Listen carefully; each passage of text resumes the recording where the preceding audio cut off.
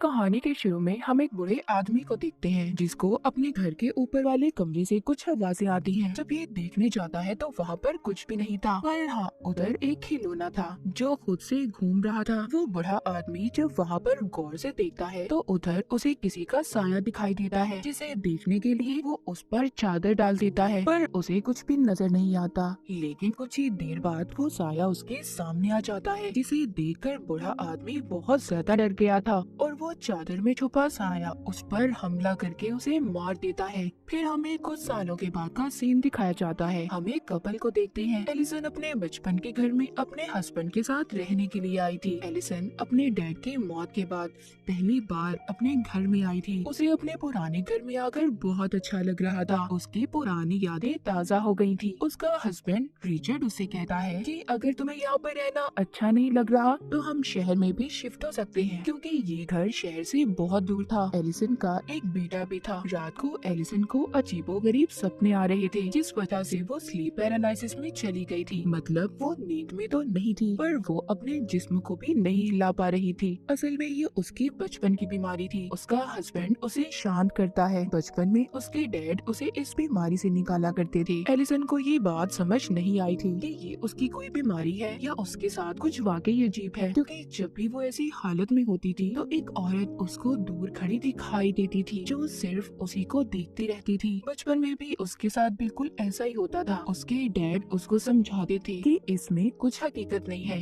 ये सिर्फ तुम्हारा वहम है और कुछ नहीं। और जब उसके डैड उसको सुलाकर चले जाते थे, इसको दोबारा से वही डरावने सपने आते थे। अब खैर सुबह को रिचर्ड जब ऑफिस जाने के लिए तैयार हो रहा था, तभी एलिसन टीवी में एक पैरानॉर्मल इन्वेस्टिगेटर को देखती है जो बता रहा था कि कैसे उसने एक आत्मा से बात करके इंसान की लाश को ढूंढ लिया है। उसे देखकर एलिसन भी मन ही मन सोचती है कि उसे भी इससे अपने केस के बारे में बात करनी चाहिए। अपने हस्बैंड रिचर्ड के जाने के बाद एलिसन अपने घर की सफाई करने लगी थी, जो वो किताबों को रख रही थी। तभी वो एक तस्वीर को देखती है जिसमें एक ब्राइड, दुल्हन और उसका हस्बैंड थे। एलिसन उन्हें देखकर नहीं पहचान पाती और उस तस्वीर को रखकर दोबारा से साफ सफाई करने लगती है। इसी बीच उसे वॉशरूम से पानी के चलने की आवाज आ रही थी। जब ये जाकर देखती है तो उधर पानी का टैप नल का खुला हुआ था और वॉश बेसिन में पानी भर गया था। ये टैप को बंद करती है और पानी निकालने के लिए हाथ डालती है तो उसे वॉश बेसिन में से किसी के कटे हुए बाल मिलते हैं, जिन्हें देखकर वो काफी हैरान हो गई थी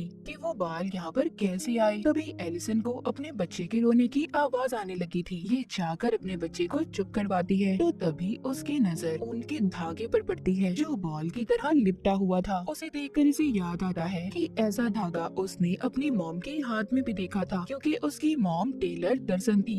रात को एलिसन जब रिचर्ड के साथ खाना खा रही थी तो रिचर्ड बताता है कि मुझे बिजनेस के सिलसिले में कुछ दिन के लिए शहर से बाहर जाना होगा। ये सुनकर एलिसन को बिल्कुल भी अच्छा नहीं लगता। वो कहती है जरूर, तुम्हारी सेक्रेटरी भी तुम्हारे साथ जा रही होगी, क्योंकि पहले एलिसन का हस्बैंड अपनी सेक्रेटरी को पसंद करता था। एलिसन उसको मना करती है कि तुम मुझे ऐसे अकेले छोड़कर जाओगे, जिस पर वो कहता है बात समझने की कोशिश करो एलिसन, अगर मैं नहीं गया मुझे जॉब से निकाल दिया जाएगा। पर एलिसन को गुस्सा था कि रिचर्ड अपनी सेक्रेटरी के साथ जा रहा है, जिस पर रिचर्ड उससे कहता है कि वो उसकी जॉब है, तुम समझने की कोशिश करो, मैं सिर्फ तुमसे प्यार करता हूँ, मुझ पर ऐसे शक मत करो। एलिसन अब बिना कुछ कहे ही अपने कमरे में चली जाती है। तभी उसे अपने सामने घूमता हुआ खिलौना दिखाई देता है। उसको देखकर एलिसन को अपने बचपन की याद आ गई थी कि कैसे ऐसे ही बचपन में ये इसके सामने आ गया था। जब इसने इस खिलौने का पीछा किया तो इसकी मॉम ने इसे स्टोर रूम में बंद कर दिया। जब सुबह हुई तो इसके डैड ने इसे बाहर निकाला था। एलिसन जख्मी हालत में बाहर निकली थी। इसके बाद इसके डैड ने ये फैसला किया था कि वो इसे किसी दूसरी फैमिली को दे देंगे, क्योंकि एलिसन अपने ही घर में महफूज नहीं थी। पर उस वक्त एलिसन ने अपने घर में एक प्रीस्ट को भी देखा था जो कमरे में बैठा मंत्र पढ़ रहा था। तब से एलिसन बाहर रहने लगी थी और अब बहुत सालों बाद ये अपने पुराने घर में आई थी।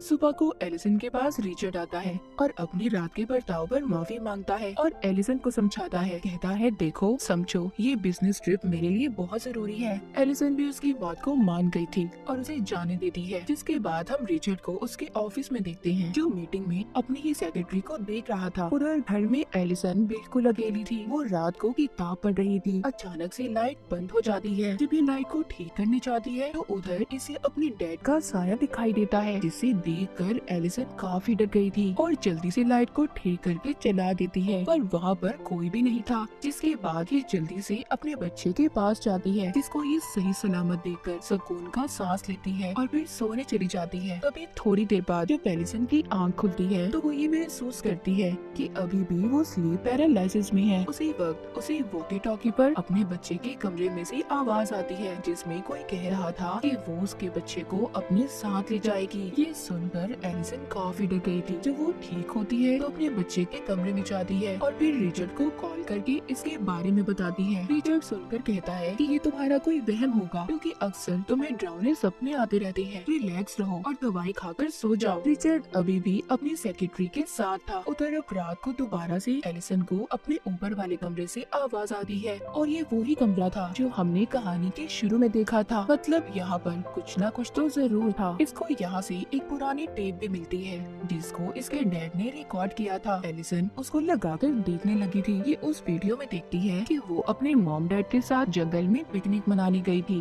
पर साथ ही एक और वो अपनी मॉम की वीडियो देखती है जिसमें उसकी मॉम अजीब सी हरकतें करती हुई दिखाई दे रही थी और उसके डैड ने प्रीस्ट को बुलाया था। ये सब देखकर एलिसन को समझ नहीं आ रहा था कि उसकी मॉम को हुआ क्या था, क्योंकि आज तक उसके डैड ने इस बारे में नहीं बताया था। अब एलिसन किसी तरह उस प्रीस्ट का पता करती है जिसको इसने वीडियो में देखा था और उससे मिलने जाती है। प्रीस्ट उससे पूछता है कि तुम कौन हो। वो बताती है कि आज से कुछ साल पहले मेरे डैड ने तुमसे मदद मांगी थी। मैं उन्हीं की बेटी हूँ। मेरी मॉम को ठीक करने के लिए मुझे जानना है कि आखिर मेरी मॉम को हुआ क्या था, वो क्यों अजीब अजीब हरकतें करती थी। प्रीस्ट कहता है सॉरी, मैं इस बारे में तुम्हारी कोई मदद नहीं कर सकता और ना कुछ बता सकता हूँ। एलिसन कहती है मुझे उस घर में किसी के होने का एहसास होता है, पर प्रीस्ट फिर भी उसकी नहीं सुनता और उसके मुंह पर ही दरवाजा बंद कर देता है। पर फिर उसी दिन प्रीस्ट एलिसन के घर खुद ही आ गया था। एलिसन पूछती है मेरा अब भी यही सवाल है, मेरी मॉम को क्या हुआ था। प्रीस्ट बताता है तुम्हारी मॉम पर किसी बुरी आत्मा का असर था। उसने तुम्हारी मॉम को अपने काबू में कर लिया था और तुम्हारे डैड ने तुम्हें दूसरी फैमिली को इसलिए दिया था, वो तुम्हें महफूज रखना चाहते थे। तुम्हारी मॉम के अंदर जो आत्मा थी वो बहुत खतरनाक थी। उस पर कोई भी मंत्र असर नहीं कर रहा था, इसीलिए उनका गला काट कर हमें तुम्हारी मॉम को मारना पड़ा। इसके बाद तुम्हारे डैड को लगा कि वो आत्मा चली गई है, पर वो इसी घर में मौजूद थी। ये सुनकर एलिसन डर जाती है। वो प्रीस्ट को बताती है कि जब मैं स्लीप पैरालिसिस में होती हूँ तो मुझे कोई नजर आता है। वो प्रीस्ट कहता है ये तुम्हारा कोई वहम नहीं है, बल्कि ये हकीकत है, क्योंकि वही आत्मा अभी भी यहाँ पर मौजूद है जो इस घर से जाना नहीं चाहती। एलिसन पूछती है आखिर उस आत्मा को हमसे चाहिए क्या। प्रीस्ट बताता है कि तुम्हारी नाना की शादी के फौरन बाद ही उनकी वाइफ गायब हो गई थी। फिर उन्होंने दूसरी शादी कर ली जिससे उनके पास 2 बच्चे थे, पर उनमें से सिर्फ तुम्हारी मॉम ही बची थी। जो दूसरी उनकी बहन थी यानी कि तुम्हारी आंटी, उनको वो आत्मा अपने साथ ले गई और वो आत्मा कोई और नहीं बल्कि तुम्हारी पहली नानी है जो अपने बच्चे को लेने आती है। प्रीस्ट किस बच्चे की बात कर रहा था ये हमें कहानी में आगे जाकर पता चलेगा।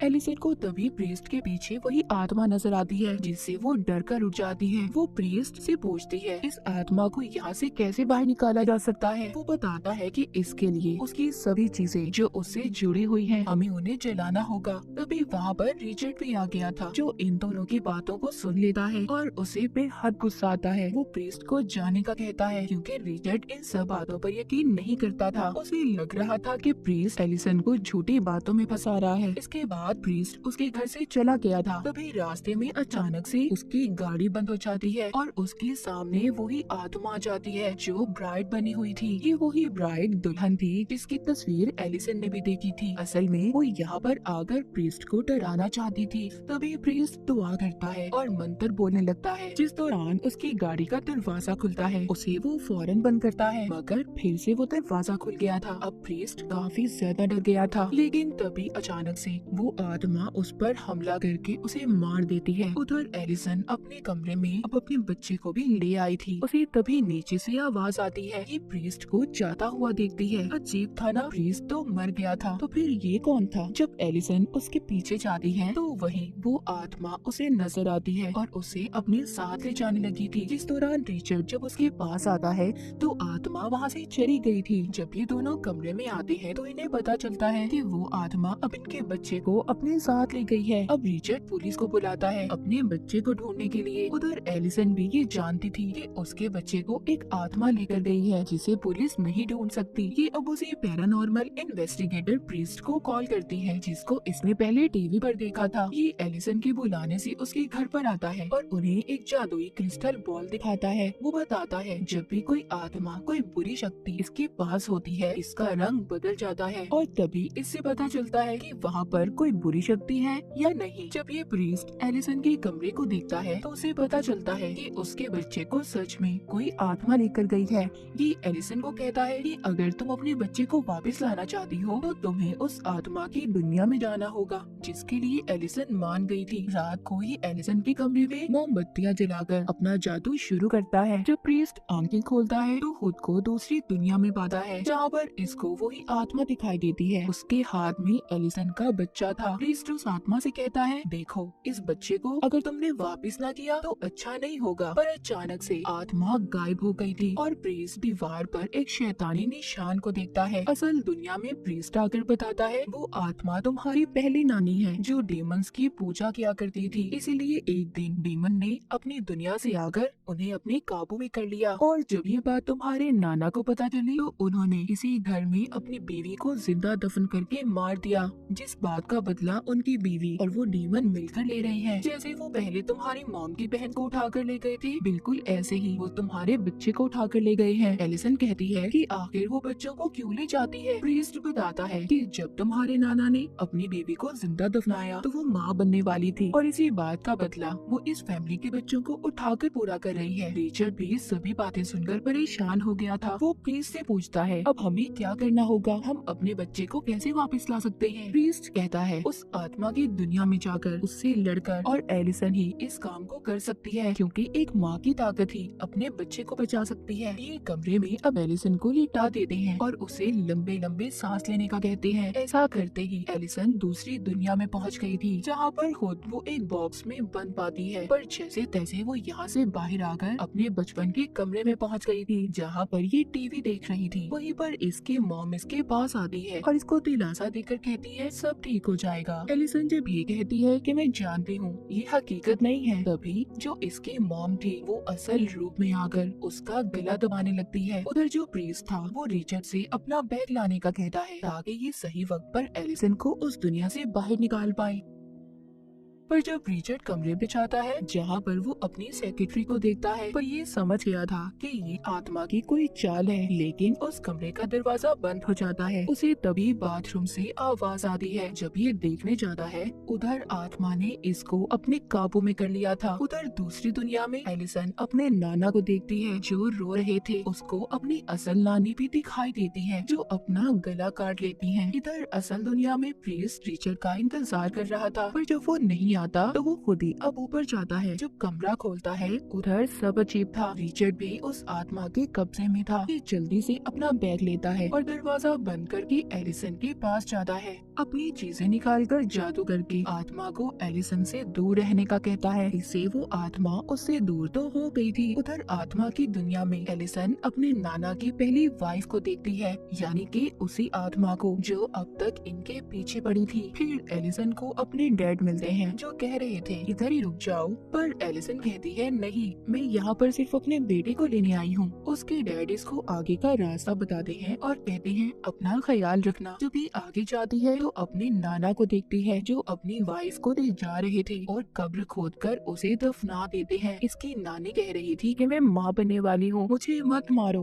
पर वो उसको दफना देती है। जब एलिसन ये देखती है तो सोचती है उसका बच्चा उसे यहीं पर मिलेगा। जब ये कब्र खोदती है तो इसे अपना बच्चा मिल गया था। ये अब उसको असल दुनिया में ले जाने की कोशिश कर रही थी। यहाँ पर जब वो असल दुनिया में जाने वाली थी तभी वो आत्मा उसको पकड़ लेती है और अगले ही पल हम देख पाते हैं एलिसन अब अपनी दुनिया में वापस आ गई थी। एलिसन अपनी आंखें खोलते ही कहती है क्या मैं अपने बच्चे को ले आई? प्रीस्ट कहता है नहीं, पर तुमने अच्छी कोशिश की थी। तभी ये बच्चे की आवाज को सुनते हैं। जब ये जाकर देखते हैं तो रिचर्ड अपने बच्चे को खिला रहा था। प्रीस्ट ये देखकर खुश हो गया था था कि एलिसन की फैमिली अब पूरी हो चुकी है। कुछ वक्त के बाद दिखाया जाता है कि प्रीस्ट फिर से एलिसन की फैमिली से मिलने आया था। रिचर्ड उसको बताता है कि वो दूसरी जगह पर शिफ्ट हो रहे हैं क्योंकि वो दोबारा से अपनी वाइफ और बच्चे को मुसीबत में नहीं डाल सकता। प्रीस्ट घर के अंदर आकर एलिसन के बच्चे को देखता है पर उसे एलिसन कहीं पर भी नजर नहीं आ रही थी। प्रीस्ट को फिर से किसी के होने का एहसास होता है। वो वही क्रिस्टल बॉल एलिसन के बच्चे को खेलने के लिए देता है। तभी उस बॉल का रंग स्याह हो गया था। प्रीस्ट समझ गया था कि इस घर में बहुत ही खतरनाक ताकत है। तभी एलिसन उधर आती है और प्रीस्ट को कहती है वेलकम है तुम्हारा। उस पर हमला करके उसे मार देती है। जिसके बाद जब रिचर्ड घर में आता है तो वो प्रीस्ट की लाश को देखता है। उसे अपने बेसमेंट से आवाजें भी आ रही थी। जब ये वहाँ पर जाकर देखता है तो डीमन के हाथ में उसका बच्चा था और एलिसन पीछे से आकर इस पर हमला करके इसे मार देती है। असल में उस आत्मा ने एलिसन पर अपना कंट्रोल कब्जा कर लिया था और कोई भी इस घर से ना जा पाए, इसीलिए एलिसन के अंदर आकर सबको मार रही थी। अब आगे एलिसन और उसके बच्चे के साथ ये डेड ब्राइड क्या करेगी और इसी सस्पेंस के साथ ये कहानी यहीं पर खत्म हो जाती है।